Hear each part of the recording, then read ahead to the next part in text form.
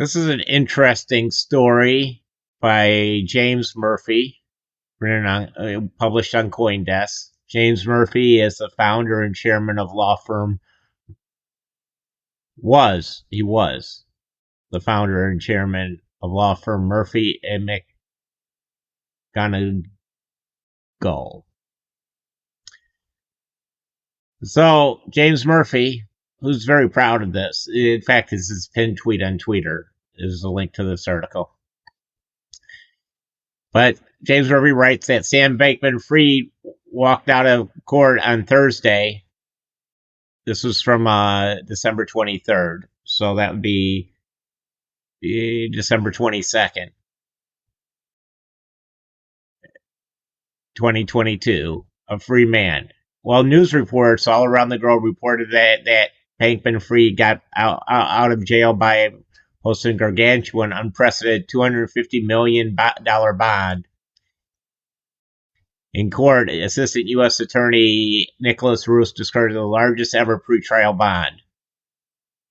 Now, I wondered where he got the money, but as James Murphy writes, as it turns out, there's less than meets the eye in this $250 million bond. In fact, a lot less. In a typical federal case, a bail bond would charge between 10 to 15% of the amount in cash to issue a surety bond or a bail bond. In the case of Bankman-Fried's astronomical bond, $250 million, 15% of $250 million would be $375.5 million. But Bankman-Fried did not pay $375.5 million for his bond. No, Bankman-Fried actually paid no cash at all for his $250 million bond. Nothing, zero, or less than people I've known who've done, other things. So there's a second way to acquire a signature bond, a bail bond. A defendant or somebody on their behalf may pledge collateral in the full amount of the bond. Then if the defendant fails to appear in court, the pledged collateral is forfeit to the court. So in Bankman-Fried's case, that would mean he needed a benefactor to sledge up and pledge property worth $250 million to get the bond. But that didn't not happen either. Instead, Bankman-Fried's parents promised to pledge as collateral the Palo Alto, California home, where he'll also be staying under house arrest. The Palo Alto home is rumored to be worth $4 million. And that is the full extent of the collateral that was pledged to guarantee the $250 million bond. No other collateral was posted or promised.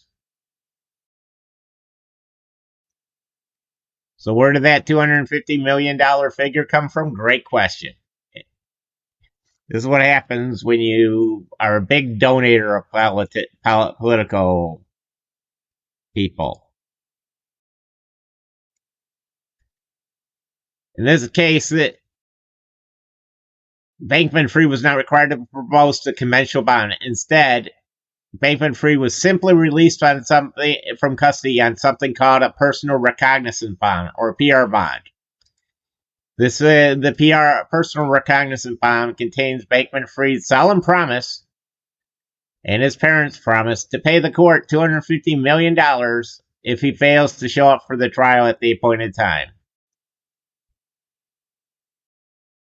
Yes, you read that right. Bankman-Fried walked out of court essentially a free man by signing a piece of paper where he promised to pay $250 million if he decides to flee to another country with no extradition. This, of course, is totally absurd. This attempt by the prosecutor's office to sell this as some extraordinary onerous bail condition should be laughable.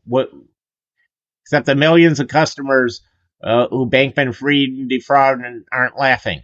Who would imagine that the Bahamas would have stricter bail laws for financial fraud than the United States? And that's it for now. I'm wishing you all a good day and a better tomorrow. Thank you for listening. Like, subscribe, and share.